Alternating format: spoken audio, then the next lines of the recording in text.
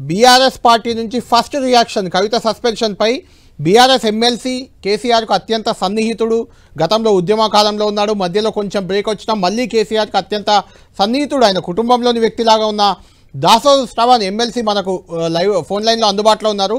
ఆయన రియాక్షన్ విన్నాక నాగేశ్వర్ గారు మళ్ళీ మాట్లాడదాం మనం. శ్రవణ్ గారు, మొత్తానికి 100 రోజులు చాలా రకాలుగా కవిత విమర్శలు చేస్తూ వచ్చినా ఎట్టకేలకు వేటు పడింది, సస్పెన్షన్ అయింది.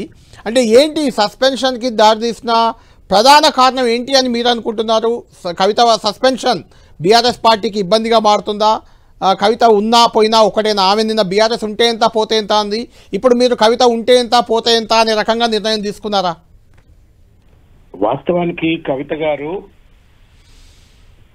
ఆలోచితంగా వ్యవహరిస్తున్నారా, అనాలోచితంగా వ్యవహరిస్తున్నారా, ఇంకా ఏదైనా ఒత్తిళ్లకు లోనై వ్యవహరిస్తున్నారా తెలియదు. కానీ గత కొద్ది రోజులుగా వారు వ్యవహరించిన తీరు, వారు గతంలో వారి వ్యవహార శైలికి పూర్తిగా భిన్నం. రెండవది, వారి వ్యవహార శైలి పూర్తి స్థాయిలో పార్టీ అధినాయకుడైన కేసీఆర్ గారి యొక్క ఇమేజ్, ప్రాబల్యం, పాపులారిటీ, కేటీఆర్ గారి యొక్క ప్రాబల్యం, పాపులారిటీ, మొత్తం పార్టీ ప్రతిష్ట, నాయకత్వ ప్రతిష్టను పూర్తిగా కూడా దిగజార్చేటువంటి ఒక రీతిలో వారు ఈ కొద్ది కాలంలో వారు వ్యవహరించినారు. వాస్తవానికి ఇంకా వేరే ఎవరైనా సరే, కేసీఆర్ గారు కాదు, ఏ రాజకీయ పార్టీ అయినా సరే వెంటనే చర్యలు తీసుకొని పార్టీ నుండి బహిష్కరణకు గురి చేసేటువంటి ఒక పరిస్థితి చూస్తాం మనం ఆయన ఏ రాజకీయ పార్టీలోనైనా.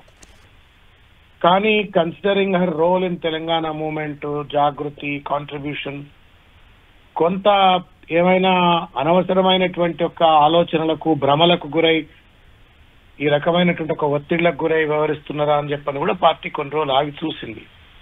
అయినప్పటికీ కూడా నిన్న మళ్ళా తప్పు మీద తప్పన్నట్టుగా ఏదైతే హరీష్ రావు గారిని, నిరంతర సైనికుడు హరీష్ రావు గారు పార్టీ పుట్టినప్పటి నుండి ఇప్పటి వరకు కూడా నిరంతర సైనికుడు. తర్వాత నిరంతర సేవకుడు సంతోష్ రావు గారు.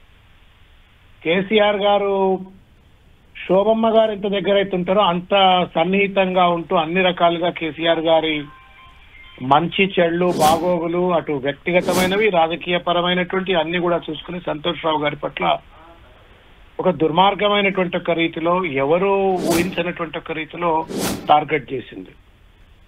ఫస్ట్ అంశంలో కేసీఆర్ గారి వెంట ఎవరో కొన్ని దయ్యాలు ఉన్నాయని చెప్తూ కేటీఆర్ గారిని టార్గెట్ చేసింది.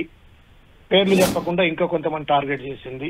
నిన్న హరీష్ రావు గారిని, సంతోష్ రావు గారిని వెరచి ఇవన్నీ కూడా కేసీఆర్ ని టార్గెట్ చేసినట్టే. KCR is such a tall leader.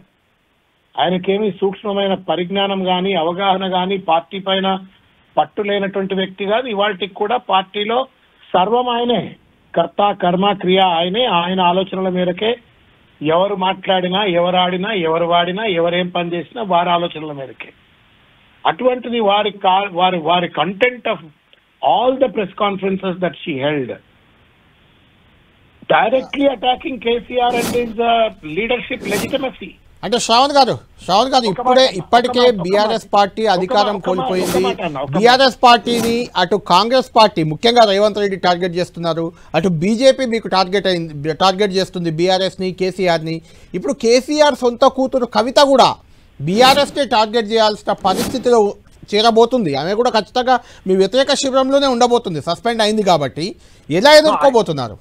నేను ఐ డోంట్ నో ఆమె వ్యతిరేక శిబిరాల్లో ఉంటారా, ఇంకే శిబిరంలో ఉంటారో నాకు తెలియదు. కానీ వారి చర్యలు మాత్రం తప్పనిసరిగా పార్టీ వ్యతిరేక కార్యకలాపాలు, నెంబర్ 1.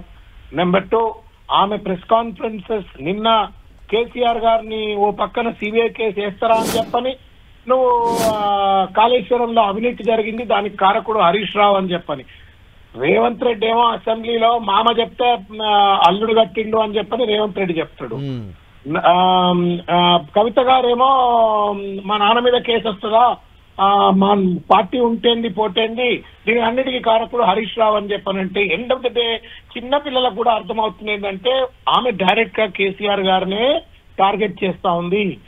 హరీష్ రావు గారి భుజం మీద చేయి పెట్టో, తుపాకీ పెట్టో, సంతోష్ రావు గారి భుజం మీద తుపాకీ పెట్టో, లేకపోతే కేటీఆర్ గారి భుజం మీద తుపాకీ పెట్టో, నేను I'm very sorry to make this statement. Because వారు క్రియాశీలకంగా ఉద్యమంలో పనిచేసిన వారు అత్యంత సన్నిహితంగా మేమందరం కూడా కలిసి పనిచేసినటువంటి వాళ్ళమే. వారు ప్రతి మాట కూడా directly indirectly was targeting KCR గారు. సో ఇది కేసీఆర్ గారు, ఇది తల్లి బిడ్డ తండ్రి మధ్య పంచాయతీ కాదు. ఇవాళ కేసీఆర్ గారు 4 కోట్ల మంది ప్రజల ఆరాధ్య దైవం, తర్వాత దాదాపు 60 లక్షల మంది సభ్యులు ఉన్నటువంటి ఒక పార్టీకి అధినేత. ఇవాళ కేటీఆర్ గారికి, కేసీఆర్ గారు, కవిత గారికి తండ్రి అయితే మా అందరికి కూడా తండ్రి లాంటి వారే ఆయన. ఈ పార్టీలో ఉన్న ప్రతి కార్యకర్తకు తండ్రి లాంటి వారే ఆయన. కాబట్టి ఆయన భవిష్యత్తు పైన, ఆయన ప్రాబల్యం పైన, ఆయన ఇమేజ్ పైన ఈ పార్టీ మనుగడ ఉంటది. ఈ పార్టీ మనుగడ ఉంటే మా మనుగడ ఉంటది. ఎందుకంటే చాలా మంది, నేనంటే సరే మధ్యలో పోయినా వచ్చిండొచ్చు, బట్ చాలా మంది ఆయన పార్టీ పెట్టిన నాటి నుండి వాటి వరకు కూడా వారు వెంబడి ఉన్నటువంటి వాళ్ళ భవిష్యత్తు ఏం కావాలా, జీవితాలు ఏం కావాలా, లక్షల మంది నాయకులు, కార్యకర్తలు వాళ్ళ భవిష్యత్తులు ఏం కావాలా అనేటువంటి శ్రావణ్ గారు ఒకటి చాలా మంది బీఆర్ఎస్ నాయకులు కానీ బయట సోషల్ మీడియాలో కానీ చాలా సందర్భాల్లో మీరు ఇప్పుడు చెప్పినట్టు కూడా రేవంత్ రెడ్డి అన్న మాటలే కవిత అంటున్నారు. బీజేపీ బీఆర్ఎస్ రెండు విలీనమో లేకుంటే అలాంటి వ్యాఖ్యలు కూడా గతంలో రేవంత్ రెడ్డి చేశారు, కవిత చేశారు. రేవంత్ రెడ్డే కవిత వెనుక ఉన్నారు, కవితతో రేవంత్ రెడ్డి పార్టీ పెట్టించబోతున్నారని కూడా రఘునందన్, బీజేపీ ఎంపీ రఘునందన్, ఆయన గతంలో బీఆర్ఎస్లో కూడా సుదీర్ఘకాలం పనిచేసిన వ్యక్తి, ఆయన అంటున్నారు. అంటే కవిత వెనుక నిజంగా రేవంత్ రెడ్డి ఉండే అవకాశం ఉందా? నేను I'm not qualified to make that statement. But Revanth రెడ్డికి, రఘునందన్ రావు గారికి బాగా దగ్గర సంబంధాలు ఉంటాయి కాబట్టి, మిత్రులు కాబట్టి, మరి ఆయన లోపల రేవంత్ రెడ్డి అంతర్గతమైన వ్యూహం, స్ట్రాటజీ రఘునందన్ రావు గారికి తెలిస్తే వారేం తెలిస్తే ఆయన ఎందుకు బయట పెడతారులేండి, ఆయన అన్న డైలాగ్ అది. ఇవంతా సార్, ఇప్పుడు ఒక నాణానికి 2 బొరుసులాలు. ఇప్పుడు బీజేపీ కాంగ్రెస్ వేరు కాదు, రేవంత్ మోడీ వేరు కాదు.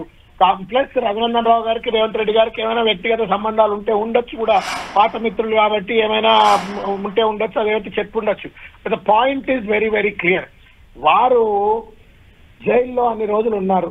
జైల్లో ఉన్నప్పుడు ఇదే కేటీఆర్ గారు, హరీష్ గారు నాకు తెలిసి ఢిల్లీలో ఎంతమంది కడుపుల తలకాయ పెట్టిండ్రు, ఎంతమంది ఇండ్లకు పోయిండ్రు, ఎంతమంది దగ్గరికి పోగొడిన దగ్గరికి పోయి కూడా ఏ రకంగా బెయిల్ వస్తుంది, ఏ రకంగా ఆవిడను బయటికి తీసుకురావచ్చు, ఏ రకంగా కేసీఆర్ గారికి మనోస్వాంతన కలగజేయగలుగుతాము అని చెప్పని వాళ్ళు చేయని ప్రయత్నము లేదు. వాళ్ళు పోయి దండం పెట్టని వ్యక్తులు లేరు. వాళ్ళు అనేక రకాలైన ప్రయత్నం చేసినారు. బయటికి వచ్చిన తర్వాత కవిత గారు మొత్తం పార్టీని మెర్జ్ చేసి పడేస్తా అని కేసీఆర్ గారు అన్నారు, లేకపోతే కేటీఆర్ గారు అన్నారు అనేటువంటి ఒక రీతిలో మాట్లాడితే పార్టీ అస్తిత్వం ఇవాళ KCR is not an individual. You should understand one thing. Neither KTR nor KCR nor Harish Rao or even Kavita for that matter. అదే పార్టీ ఎంత పోతే ఉంటే ఎంత పోతే ఎంత అన్నాక ఇంకేముందండి. నేను అందుకే అంటున్నా, they are not individuals but they are institutions. They are party integral force, top notch leaders. ఆమెనే అట్లా మాట్లాడిన తర్వాత, పార్టీ మెర్జ్ చేస్తామని చెప్పన్న తర్వాత, ఆ మాట రేవంత్ రెడ్డి అన్న తర్వాత, ఆ మాట ఈ పెద్ద మనిషి రఘునందన్ రావు అన్న తర్వాత, ఎవరు వెనుక ఎవరు అనేది నేను మీ ఇమాజినేషన్ ఫైనల్ గా